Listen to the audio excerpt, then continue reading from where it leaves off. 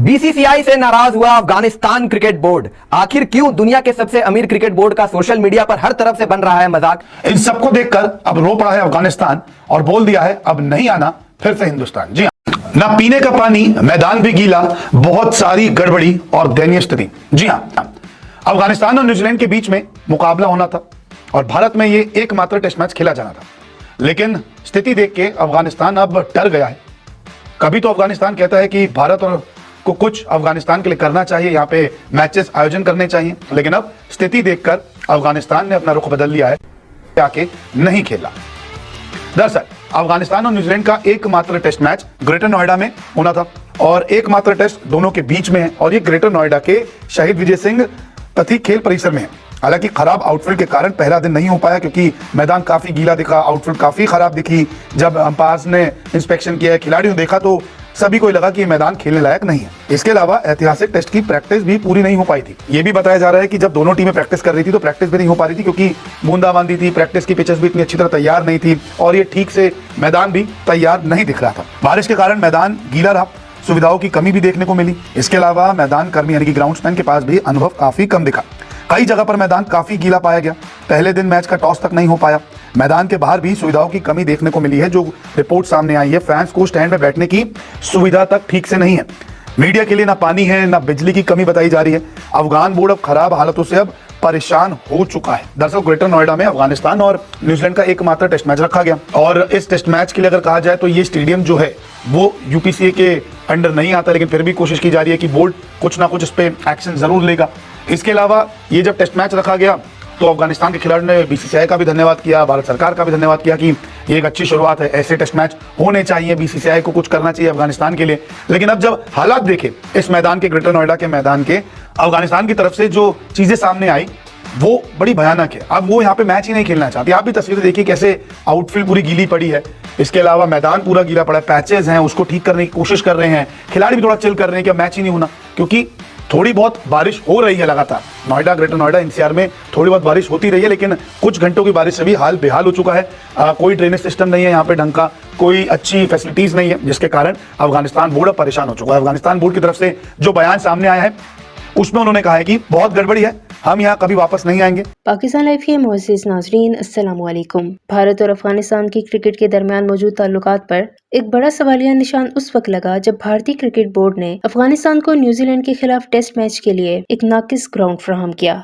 उस ग्राउंड की सहूलियात इतनी कमजोर थी कि मैच के इब्तिदाई 2 दिन बारिश के बायस गीली आउटफील्ड को खुश्क करने के लिए इंतजामात तक मुकम्मल न थे। इन नाकिस इंतजामात पर अफगान बोर्ड ने शदीद नाराजगी का इजहार किया और कहा कि इस तरह के ग्राउंड में वो दोबारा कभी खेलने का इरादा नहीं रखते। अफगान क्रिकेट बोर्ड ने खुलेआम भारतीय क्रिकेट बोर्ड को तनकीद का निशाना बनाते हुए कहा कि भारत जैसा मुल्क जो दुनिया के बड़े क्रिकेट बोर्ड्स में शामिल है, इस तरह के नाकिस इंतजामात कैसे कर सकता है। हुकाम ने वाज़ेह किया कि उनकी टीम उस वेन्यू पर मजीद खेलने के लिए वापस नहीं आएगी और मुस्तकबिल के मैचेस को कहीं और मुंतकिल करने का फैसला किया जाए। ये सूरत हाल सोशल मीडिया पर भी आग की तरह फैल गई, जहां अफगान शायकीन ने भारतीय क्रिकेट बोर्ड को शदीद तनकीद का निशाना बनाया। अफगान मीडिया में भी इस बात का चर्चा है कि अफगानिस्तान के अवाम और खिलाड़ी उस नाकिस मेजबानी से सख्त मायूस हुए हैं और सोशल मीडिया पर अफगान इंडियन भाई भाई का नारा अब सिर्फ दिखावा महसूस होता है। दूसरी जानिब भारतीय मीडिया भी इस पर खामोश नहीं रहा, बल्कि बीसीसीआई पर शदीद दबाव डालते हुए तनकीदी रिपोर्ट्स नशर की। भारतीय मीडिया ने भी माना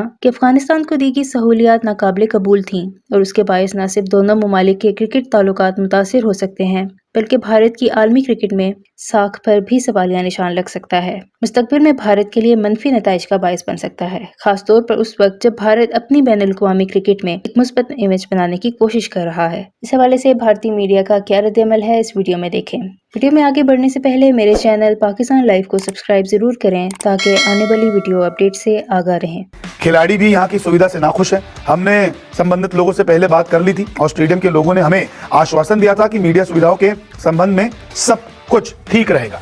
तो पहले कहा गया अफगानिस्तान को कि आइए, मोस्ट वेलकम है, आप आओ। अफगानिस्तान की क्रिकेट टीम को फैसिलिटीज प्रोवाइड करती है, जहां पर हमने देखा है कि देहरादून, लखनऊ और ग्रेटर नोएडा में यहां पर अफगानिस्तान की टीम भारत में मुकाबले खेलती है। अब इसी कड़ी में अफगानिस्तान को न्यूजीलैंड के खिलाफ कल से टेस्ट मैच खेलना था, लेकिन 2 दिनों का खेल जो है वो पूरी तरीके से बारिश के कारण नहीं, बल्कि मैदान गीला होने के कारण धुल चुका है। एक भी गेंद डले बिना, इनफैक्ट टॉस भी नहीं हो पाया इसको लेकर और मुकाबला अभी तक शुरू भी नहीं हुआ। अब इसको लेकर बीसीसीआई यहां पर सवालों के घेरे में है। अफगानिस्तान क्रिकेट बोर्ड की तरफ से बीसीसीआई को भी लताड़ा लगाई जा रही है, जहां पर अफगानिस्तान क्रिकेट बोर्ड के एक ऑफिशियल ने बीसीसीआई को आड़े हाथों लेते हुए एक स्टेटमेंट जारी किया, जहां पर एसीबी की तरफ से कहा गया, this is a huge mess, we are never coming back here, from now onwards Lucknow will be our priority, the players are also unhappy with the facilities here, we had spoken with the concerned people well in advance and well assured by the stadium guys that everything will be in order pertaining to the media facilities। यानी कि Afghanistan cricket board के statement के मुताबिक अगर आप जाएंगे तो उनके ऑफिशियल ने यह बताया था कि अब जो है वो जिस तरीके से हालात यहां पर हुए हैं पहले 2 दिनों के अंदर, जहां पर एक भी गेंद नहीं डली है और ना ही टॉस हुआ है,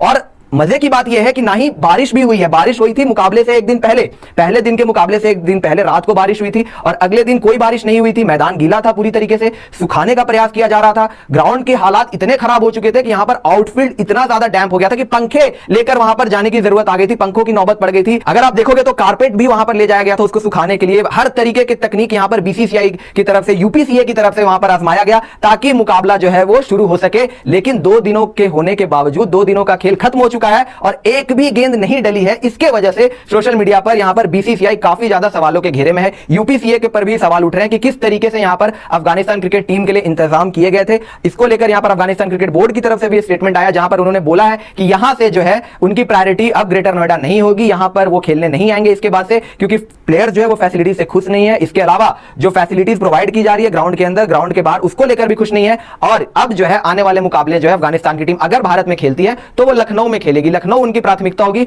ग्रेटर नोएडा के स्पोर्ट्स कॉम्प्लेक्स में वो अब यहां से कभी भी नहीं आएंगे, मुकाबला खेलने नहीं आएंगे। और बीसीसीआई अगर कभी कोई टूर्नामेंट या मुकाबला वहां पर इंतजाम भी करती है तो भी शायद अफगानिस्तान की टीम यहां पर मुकाबला खेलने नहीं आएगी, क्योंकि इस तरीके से जो हालात यहां पर बने हैं इसके वजह से बीसीसीआई पर भी काफी ज्यादा सवाल खड़े हो रहे हैं। बीसीसीआई को लोग एक तरीके से कटघरे में डाल रहे हैं और ये उस पर सवाल खड़े हो रहे हैं कि आपने किस तरीके से यहां पर इंतजाम किए थे, जहां पर 2 दिन हो चुके हैं, बारिश एक रात पहले होती है और आपके पास वो फैसिलिटीज भी नहीं है जिससे आप ग्राउंड को तय समय पर सुखा सको।